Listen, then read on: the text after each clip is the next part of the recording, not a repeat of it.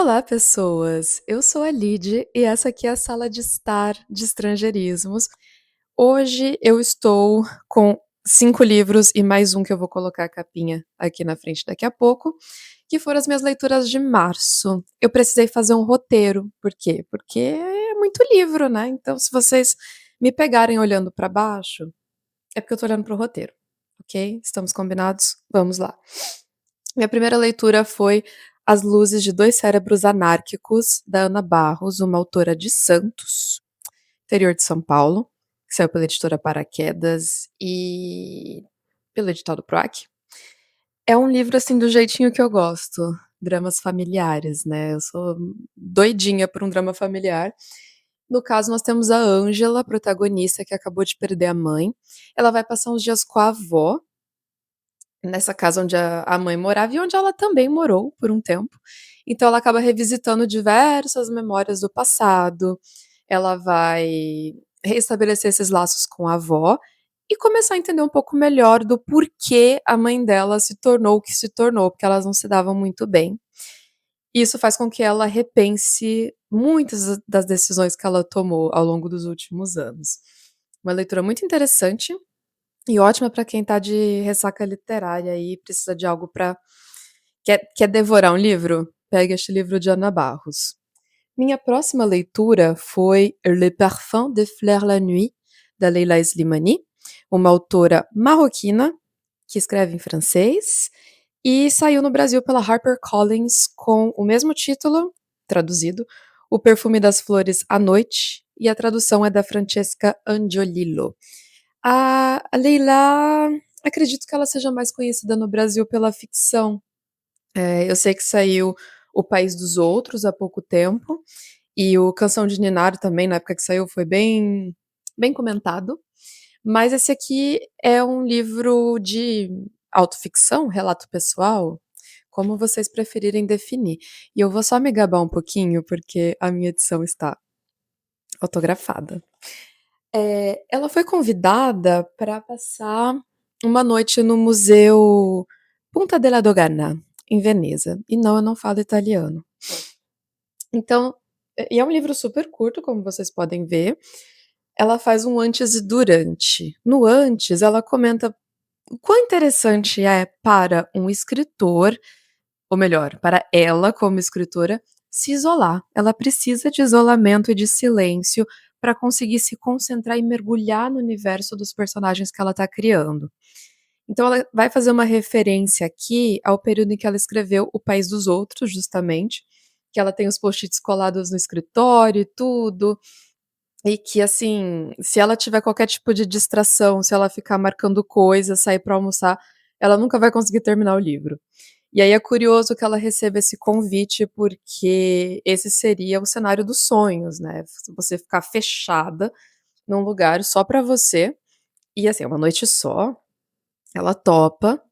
E aí, nesse durante, ela vai caminhar pelo museu e as coisas que ela vai ver ali vão evocar memórias. Então, ela começa a se questionar um pouco sobre a questão da imigração, porque ela cresceu no Marrocos, nasceu e cresceu no Marrocos, e foi morar na França, onde ela começou a carreira dela como escritora. Então, ela começa a questionar esse não lugar do imigrante e também pensa muito sobre as relações familiares, sobre o pai dela que foi para a prisão por um tempo. É, ela é fantástica. Leila Slimani é uma grande autora. Se você busca algum tipo de leitura sobre escrita, esse é um excelente título para você. Minha terceira leitura do mês foi Úrsula K. Le Guin, The Dispossessed, que saiu no Brasil com o mesmo título, Os Despossuídos. A tradução é da Susana Hélio de Alexandria e foi publicado pela Aleph. Eu dei uma folheada no Kindle, porque ele estava disponível no Kindle Unlimited, e eu achei a edição muito linda, aliás. Fica a dica aí. Eu vou ter que olhar os nomes, gente, porque os nomes são meio complicados pra minha cabecinha limitada, mas assim, se você tem medo de ficção científica, Eu acho que esse é um bom título, porque ele vai discutir muitas questões políticas de uma forma bem acessível. Então, nosso protagonista, o Chevek, ele vem de Anarres, isso. Ele vem de Anarres, que é uma sociedade onde, assim, não existe governo, não tem um sistema hierárquico, enfim, uma sociedade livre. E ele tem uma teoria que ele precisa continuar estudando para ver se ele consegue validar. E para isso, ele resolve ir até Urras. Então, o romance ele vai intercalar ali passagens que acontecem em Anarres e outras que acontecem em Urras, porque a gente vai acompanhar o Chevek nessa descoberta de um novo mundo, né? Porque Urras é o completo oposto de Anarres, então ele vai chegar nesse lugar onde nessa sociedade capitalista, vamos colocar, dar nome aos bois. Ele vem de uma sociedade que é zero capitalista e vai para uma que é 100%, e ele começa a ser confrontado com isso. Então ele vai ali para validar as teorias dele e descobre que tem questões muito mais profundas a serem repensadas. Eu gosto muito dessa autora, porque ela não fica nem condenando e nem idealizando Anarres ou Urra, sabe? Ela tenta mostrar um pouco dos dois lados, e a escrita dela é muito redondinha. Então, você lendo, dá para perceber que ela faz um arco. Todas as respostas vão ser respondidas dentro da estrutura do enredo do livro, né? Os questionamentos é para o leitor pensar, mas assim, em termos de personagem, de história, tudo que é apresentado no começo vai ser esclarecido durante a leitura. Mas é um redondinho bom, tá? Não é aquela coisa mastigada. Não sei se ficou muito claro, mas assim, é um excelente livro. Eu recomendo muito. A próxima leitura foi Erva Brava, da Pauline Torti, que saiu pela editora Fósforo. E ela é de Brasília, no Distrito Federal. Então, assim, Orgulho do Cerrado, um livraço. São 12 contos que se passam em Buriti Pequeno, uma cidade fictícia no interior do Goiás. E ela traz aqui temas que são muito pertinentes para a sociedade brasileira, mas assim, sobretudo para o nosso querido Cerrado. Ao menos assim, eu vi diversos elementos que me parecem muito familiares perto do que eu vi crescendo no Cerrado. O meu conto favorito, porque é muito difícil falar de livro de contos, né? Eu deveria fazer um vídeo inteiro para ele, porque eu quero comentar outros contos, mas eu vou falar de um em particular que é Má Sorte, que vai mostrar um pouco das consequências, o tipo de acidente horrível que pode acontecer em decorrência da monocultura de soja, que é muitíssimo presente no Cerrado brasileiro, ali no Centro-Oeste. Outro conto que me marcou muito foi Mandiocal, porque ele vai trazer uma questão de violência doméstica. E, e um dos personagens ele tá usando uma camiseta de um candidato político, a Mauri Barbosa, e eu consigo, assim, visualizar essa pessoa usando essa camiseta e revirando a terra. A, a Pauline Torti é muito boa em criar imagens. Eu lia esse livro e eu já tinha um filme pronto, assim, na minha cabeça, sabe? Eu consegui projetar tudo que estava acontecendo ali. Ela é muito, muito, muito boa de imagens. E todos os contos vão terminar com alguma coisa trágica acontecendo, afinal, a realidade do Centro-Oeste tá longe de ser um mar de rosas, né?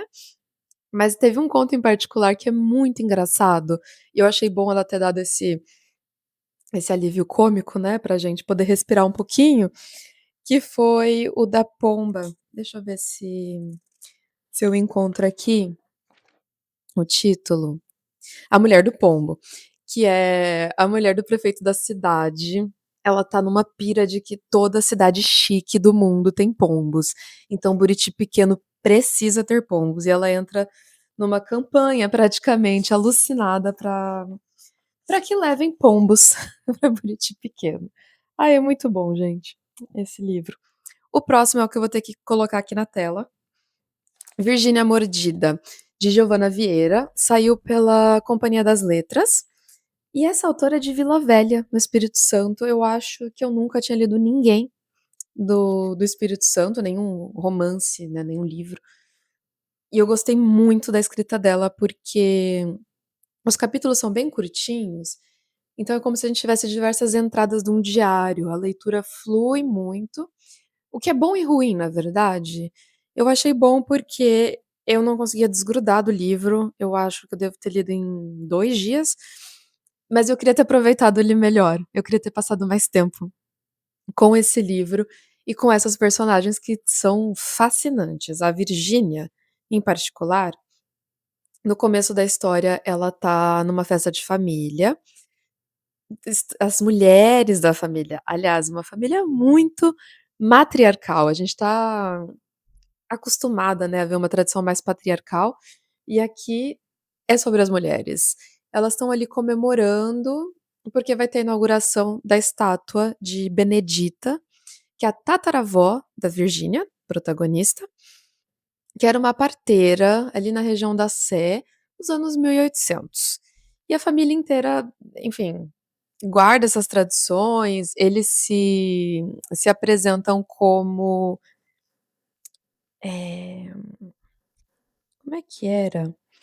Era como se eles fossem uma imensa árvore e cada pessoa da família são os galhos, né, que é para representar essa ancestralidade. Então tudo que aparece aqui da relação da Virgínia com a família é muito bonito. E ela tem também 2 amigas, a Penélope e a Doris, que também são super bem resolvidas. Aliás, Virgínia é uma mulher chiquérrima, ela é advogada, bem-sucedida. Assim, tudo é maravilhoso na vida dela, tudo funciona, até que ela conhece um certo argentino que foi morar no Brasil, o Henri, que teve uma infância toda horrível e traumática, mas ele é um lixo, né, e aí ela se vê nesse relacionamento abusivo, e a gente vai entrar nesse esgoto, né, não é nem no mar, você entra no esgoto com ela, das tentativas que ela enfrenta ali pra poder sair, né, desse relacionamento péssimo, péssimo, meu Deus. Eu nunca odiei tanto um homem desde Nino Sarratori, da Amiga Genial, juro. É nesse nível. A última leitura foi Comme ta mère, da Peter Kemmel. Essa autora é belga, acho que ela é de Bruxelas, inclusive, da capital, mas o pai dela é holandês e a mãe belga, por isso este nome que para vocês pode parecer um pouco esquisitinho. E ele saiu esse ano, gente. Foi lançado em março de 2026. Eu comprei porque eu vi que a história se passava entre a Bélgica e a Holanda. E eu fiquei pensando: "Ah, não sei, acho que eu nunca li nada que se passava na Holanda. Acho que deve ser legal passar por essa experiência". E um livro super novo, é muito raro que eu compre um livro que saiu e já leia no mesmo ano. A última vez que isso aconteceu, acho que foi com Massaranduba, do Abbas, no ano passado, que eu estava muito curiosa para ler. Mas esse aqui, ele vai também é uma história de gerações. Gente, olha, it all comes full circle. Eu comecei com a Ana Barros falando de 3 gerações de mulheres, e o Virgínia Mordida, que vai trazer também essas diversas gerações de mulheres que culminaram em Virgínia, né. E agora eu tenho aqui a Debbie, a protagonista, que vai contar a história da família dela entre 1956 e 2019, então os capítulos também se intercalam, é um no passado, um no presente, porque ela vai explorar um pouco da questão do alcoolismo, que é muito presente na família dela, como é que esses traumas foram, né, sendo empurrados de geração por geração. E eu acho que ela faz isso bem, assim, dessas transições, faz bem, faz bem. É um livro bem foi bem tranquilo de ler também, ele é em francês? Aliás, né, já que eu sou a pessoa que comenta a perspectiva de quem cresce entre línguas, né, é um ótimo livro para quem quer treinar para ler em francês, bem tranquilinho. Opa, e é isso gente, eu consegui, sobrevivi. Essas foram minhas leituras de março. Espero que vocês tenham gostado. Se quiserem saber mais sobre algum livro específico aqui que eu comentei, deixe nos comentários e eu vou fazer um vídeo dedicado. Até a próxima.